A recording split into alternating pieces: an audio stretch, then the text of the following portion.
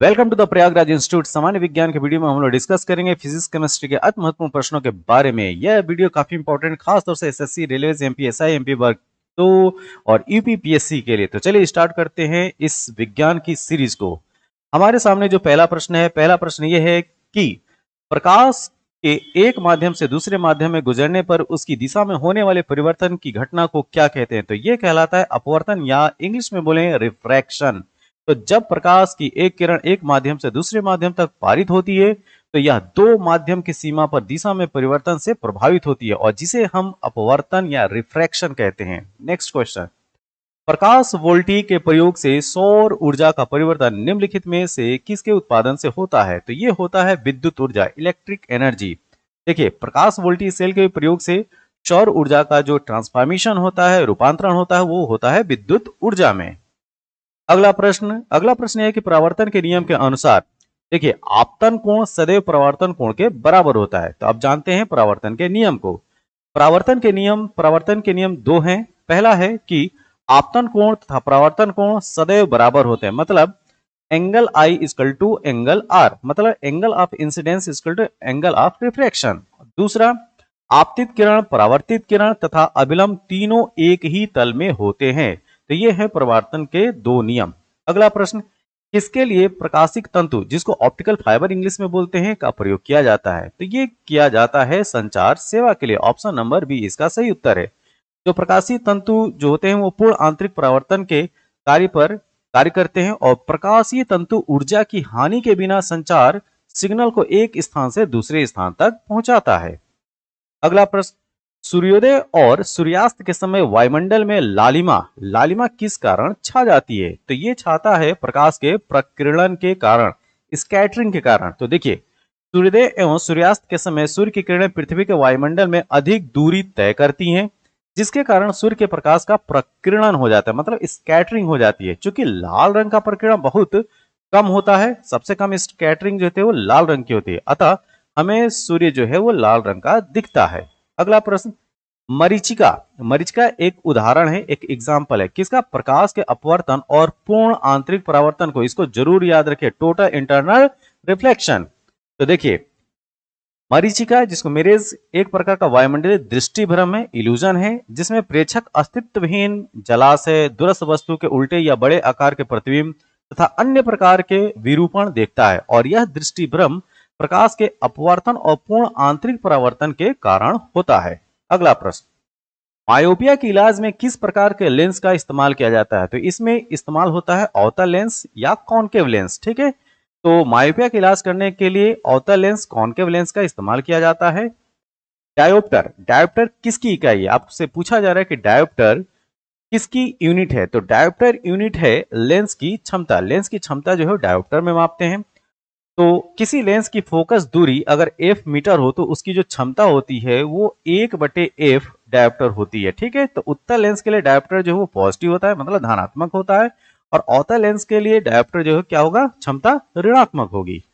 अगला प्रश्न, इनमें से कौन सा वृत्तीय गति, सर्कुलर मोशन का उदाहरण नहीं है? यहाँ पे पूछा जा रहा है नहीं है। ठीक है, तो पेंडुलम की गति जो है सर्कुलर मोशन का एग्जाम्पल में नहीं आता है। देखिए, जब कोई वस्तु लगातार एक मार्ग में घूम रही होती है तो उसे वृत्ताकार गति या सर्कुलर मोशन कहा जाता है और यह परिपत्र गति, वस्तु की गति स्थिर होनी चाहिए। वृत्तीय गति के कुछ एग्जाम्पल हैं, अपनी धुरी पर पृथ्वी की गति, एक साइकिल या पार्क के एक वृत्ताकार ट्रैक पर चलती हुई कार, और पृथ्वी के चारों ओर चंद्रमा की जो गति है वो सर्कुलर मोशन की है। नेक्स्ट, ध्वनि तरंगों की प्रकृति होती है, तो ये होते हैं अनुदैर्ध्य तरंगे। ठीक है, ऑप्शन नंबर बी। जब ध्वनि तरंग वायु में संचरण करती है तो वायु के अणु तरंग की गति की दिशा के अनुदिश कंपन करते हैं, इसलिए ध्वनि तरंगे अनुदैर्ध्य तरंगे होती है। ठीक है, नेक्स्ट, 20 हर्ट्ज से 20,000 हर्ट्ज आवृत्ति वाली ध्वनि को क्या कहा जाता है? तो ये कहलाती हैं श्रव्य तरंगे। Option number A. तो थोड़ा सा जो डिफरेंट टाइप की जो वेव्स हैं उसको देख लेते हैं।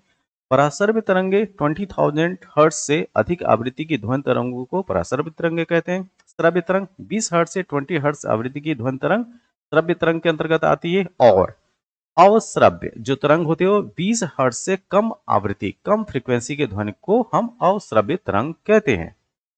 ध्वनि तरंगे सर्वाधिक तीव्र गति से चलती हैं किस में? ठोस में। ठोस में सबसे तेज जो है ध्वनि तरंगे चलती हैं, इसके बाद तरल में, और इसके बाद गैस में। तो ये क्रम होता है, ठोस, उसके बाद लिक्विड, उसके बाद गैस। प्रतिध्वनि का कारण क्या है? जो इको है उसका कारण बताना है। तो यह कारण है ध्वनि का परावर्तन। जब किसी स्रोत से उत्पन्न ध्वनि आगे चलकर किसी वस्तु जैसे दीवार, पहाड़ से टकराकर पुनः स्रोत के पास वापस लौटती है तो इसे इको या प्रतिध्वनि कहते हैं। वस्तुतः यह ध्वनि के परावर्तन का परिणाम है जो कुछ देर बाद स्रोत के पास वापस पहुंच जाती है। अगला, अस्थायी चुंबक। जो नॉन परमानेंट मैग्नेट होता है, किससे बनाए जाते हैं? तो ये बनाए जाते हैं नर्म लोहे से।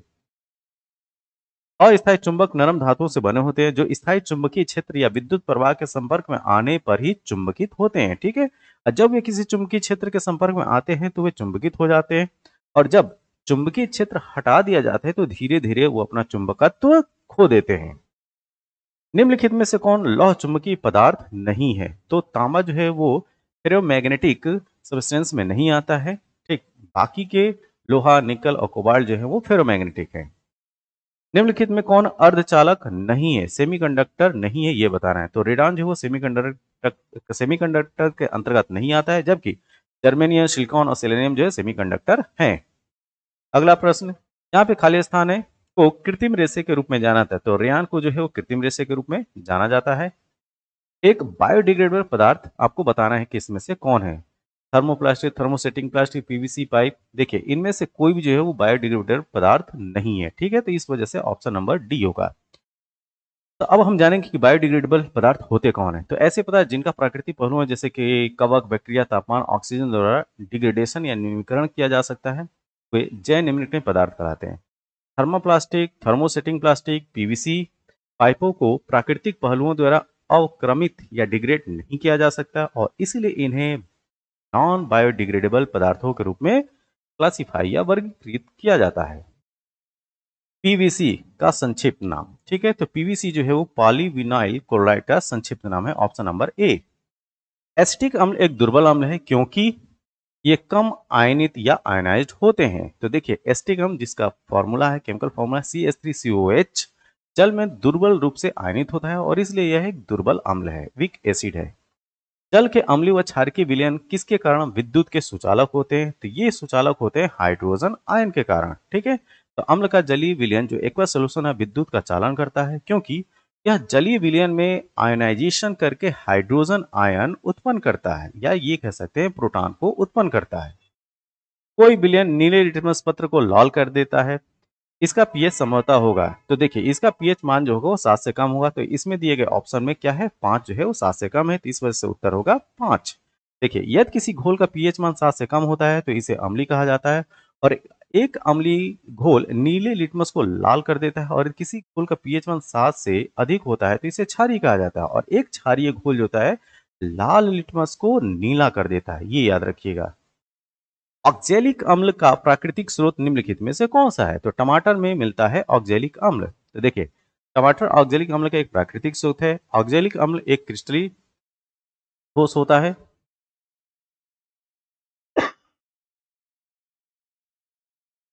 जो पानी में रंगहीन घोल बनाता है। पालक, गोभी, ब्रोकोली, टमाटर जैसे खाद्य वस्तुएं ऑक्जेलिक अम्ल के कुछ अच्छे स्रोत होते हैं, और ऑक्जेलिक अम्ल का मुख्य उपयोग सफाई और जंग को हटाने में होता है। नेक्स्ट, लैक्टिक अम्ल का प्राकृतिक स्रोत क्या है? तो दही में पाया जाता है लैक्टिक अम्ल। अमलगम एक मिश्र धातु है जिसे एक धातु हमेशा रहता है। ठीक है, तो किसके साथ कंबाइंड रहता है, किसके साथ? तो पारा है। ठीक है, मरकरी, जिसका संकेत है Hg। देखिए, पारा तथा अन्य किसी धातु मिलावट से बनी मिश्र धातु के संलयन या सारांश को अमलगम कहते हैं। केवल लोहे को छोड़कर, इसको जरूर याद रखिए, केवल लोहे को छोड़कर सभी धातुएं पारे के साथ मिलकर मिश्र धातु बनाती हैं। अगला प्रश्न,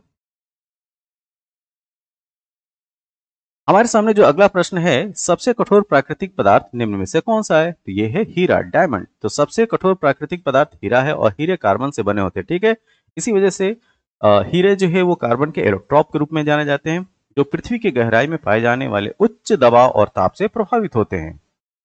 एथेनॉल का क्रियाशील मूलक क्या है? आपको एथेनॉल का फंक्शनल ग्रुप बताना है। एथेनॉल का फंक्शनल ग्रुप होता है OH। देखिए, एथेनॉल का क्रियाशील समूह OH होता है। CHO जो है एल्डिहाइड का क्रियाशील मूलक है, और COH जो है कार्बनिक अम्ल का क्रियाशील मूलक है। CO कीटोन का क्रियाशील मूलक है। ठीक है, तो ये चीज आपको याद रखना है। एल्कोहल का फंक्शनल ग्रुप OH होता है और इथेनॉल क्या है, एक एल्कोहल है। उस बल का नाम बताएं जिसके परिणाम स्वरूप दो परस्पर प्रभावी वस्तुओं के बीच प्रत्यक्ष भौतिक संपर्क होता है। तो ये होता है संपर्क बल, कॉन्टैक्ट फोर्स। तो संपर्क बल वह बल जो किसी व्यक्ति, जीव, वस्तु, निकाय द्वारा किसी व्यक्ति, वस्तु, यंत्र या निकाय पर प्रत्यक्ष भौतिक संपर्क द्वारा आरोपित किया जाता है, उसे हम फोर्स ऑफ कांटेक्ट या संपर्क बल कहते हैं। अगला प्रश्न, गलत कथन की पहचान कीजिए। तो यहाँ पे दिए गए ऑप्शन में जो गलत कथन है ये है ऑप्शन नंबर बी। यदि समान दिशा में समान बल लगाया जाए तो बल शून्य होगा।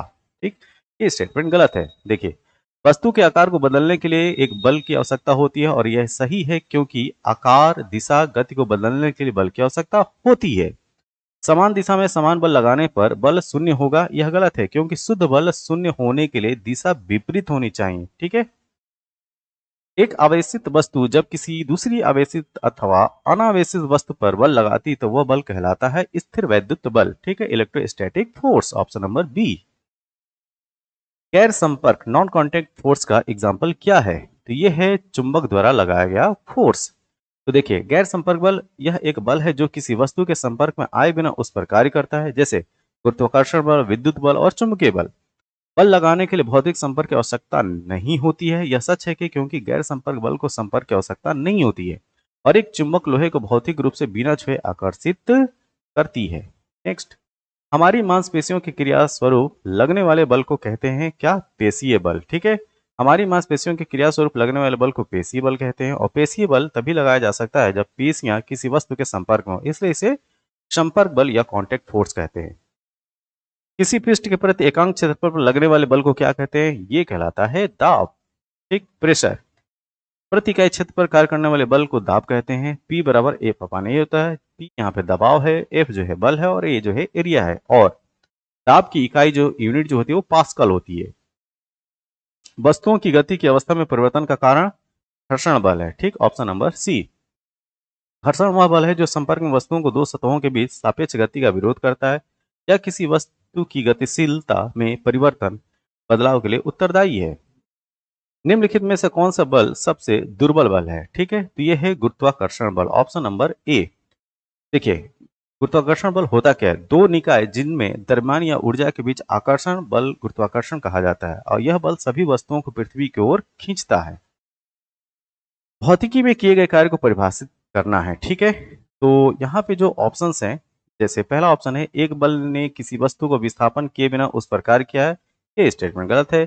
केवल जब कोई वस्तु विस्थापित होती है, ये भी गलत है। केवल तभी जब बल ने वस्तु पर कार्य किया हो, ये भी गलत है। उपरोक्त में से कोई भी स्टेटमेंट जो है वो कार्य को परिभाषित नहीं करता है। तो यहाँ पे ऑप्शन नंबर डी इसका सही उत्तर है। तो देखिए, किया गया कार्य तब कहा जाता है जब किसी वस्तु पर लगाया गया बल वस्तु को बल की दिशा में एक निश्चित दूरी से विस्थापित करता है। तो किए गए कार्य की एसआई इकाई होती है न्यूटन मीटर या जूल।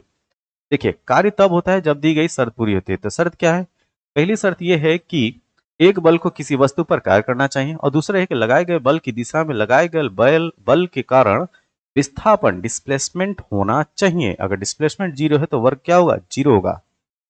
पृथ्वी के चारों ओर चंद्रमा की गति खाली स्थान के कारण होती है। किसके कारण होती है? तो गुरुत्वाकर्षण बल के कारण होती है, ग्रेविटेशनल फोर्स के कारण। तैरती वस्तु पर ऊपर की ओर लगा बल क्या कहलाता है? तो ये उत्प्लावन बल कहलाता है, ऑप्शन नंबर सी। जब एक पिंड को या तो पूर्ण रूप से या आंशिक रूप से एक तरल में, मतलब लिक्विड में डुबोया जाता है तो पिंड द्वारा अनुभव किए गए द्रव स्थिति की जो हाइड्रोइलेक्ट्रोस्टैटिक फोर्स होता है कि शुद्ध ऊर्ध्वाधर घटक के कारण एक उत्तोलन उत्पन्न होता है। ठीक है, और इस उत्तोलन उत्प्लावन बल कहा जाता है और इस घटना को उत्प्लावकता, बॉयंसी कहा जाता है। ठीक है, जड़त्व का नियम कहलाता है। ठीक, न्यूटन की गति का पहला नियम जो है वो जड़त्व का नियम कहलाता है। तो देखिए, है क्या ये? यदि कोई वस्तु विरामावस्था या स्थिर अवस्था में है तो तब तक वह अपनी विरामावस्था में ही रहेगी जब तक उस पर कोई बाहरी बल न लगाया जाए, और गतिशील है तब तक एक समान गति की अवस्था में रहेगी जब तक कि उस पर बाहरी बल लगाकर उसे स्थिर न किया जाए। ठीक है, और दूसरे शब्दों में इस प्रकार कह सकते हैं कि सभी वस्तुएं अपनी अवस्था परिवर्तन का विरोध करती है। न्यूटन के प्रथम नियम को जड़त्व का नियम भी कहा जाता है। साबुन के बुलबुला के गोलाकार होने का कारण बताइए। तो ये है पृष्ठीय तनाव, ऑप्शन नंबर सी। तो पृष्ठीय तनाव की वजह से साबुन का बुलबुला जो है तो गोलाकार आकार का होता है और पृष्ठ तनाव सिद्धांत के अनुसार तरल पदार्थ में कम से कम संभावित सतह क्षेत्र प्राप्त करने की प्रवृत्ति होती है। लेकिन जब यह किसी भी सतह पर नहीं होती है तो न्यूनतम संभव सतह क्षेत्र प्राप्त करने के लिए गोलाकार आकार लेता है।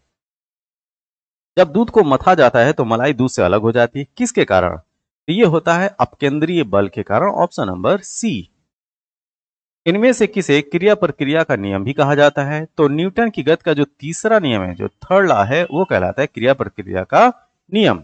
तो न्यूटन की गति का तीसरा नियम, प्रत्येक क्रिया के बराबर उसके विपरीत दिशा में प्रक्रिया होती है। तो न्यूटन के तृतीय नियम को क्रिया प्रक्रिया का नियम कहते हैं। इनमें से किसे संवेग संरक्षण का नियम भी कहते हैं? तो ये है न्यूटन की गति का दूसरा नियम। ठीक है, तो न्यूटन की गति का दूसरा नियम किसी भी वस्तु के संवेग परिवर्तन की दर पर उस पर लगाए गए बल के समानुपाती होती है तथा संवेग परिवर्तन की दिशा वही होती है जो बल की दिशा होती है। तो न्यूटन के द्वितीय नियम को संवेग संरक्षण, लॉ ऑफ मोमेंटम कहा जाता है। भौतिक तुला कार्य करता है, ठीक है, समानांतर बल के सिद्धांत पर। तो भौतिक तुला जो है वो समानांतर बल के सिद्धांत पर कार्य करता है।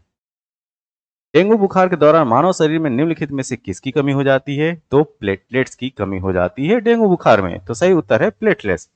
देखिए, यह एक मच्छर जनित वायरल बीमारी है, ठीक है, जो डेंगू वायरस के कारण होती है। और डेंगू वायरस मुख्य रूप से एडिस एजिप्टी, इसको जरूर याद रखिए, पूछा जाता है अक्सर कि मच्छर का नाम क्या है। तो एडिस एजिप्टी प्रजाति की जो मादा मच्छर है उसके द्वारा फैलता है और डेंगू बुखार के परिणाम स्वरूप श्वेत रक्त कोशिकाओं और प्लेटलेट की संख्या में गिरावट आती है।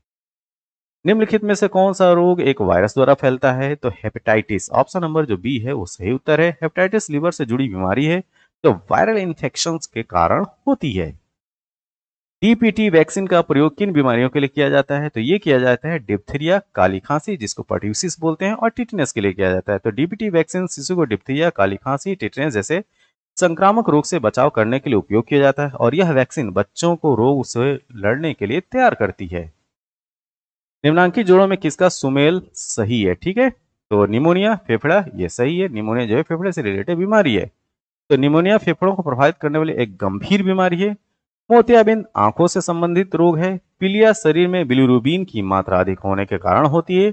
मधुमेह मधुमेह जो एक मेटाबॉलिक डिसऑर्डर है जो रक्त शर्करा के स्तर को प्रभावित करती है। अगला प्रश्न, इनमें से कौन सा आनुवांशिक रोग नहीं है? ठीक, तो दमा जो है आनुवांशिक रोग के अंतर्गत नहीं आता है। इटाई इटाई रोग किस विषाक्त तत्व की दीर्घकालीन अधिकता से होता है? तो इटाई इटाई जो रोग होता है वो कैडमियम की वजह से होता है, ऑप्शन नंबर सी। तो इटाई इटाई रोग कैडमियम के संपर्क में आने के कारण होता है जो औद्योगिकीकरण, इंडस्ट्रियलाइजेशन से संबंधित मानव गतिविधियों के परिणाम स्वरूप उत्पन्न होता है। यह वीडियो आपको कैसा लगा? जैसा भी लगा हो आप अपने सुझाव जो है कमेंट बॉक्स में जरूर दें। अगर ये वीडियो अच्छा लगा हो तो लाइक करें, कमेंट करें, शेयर करें और सब्सक्राइब करें। तब तक के लिए थैंक यू, धन्यवाद।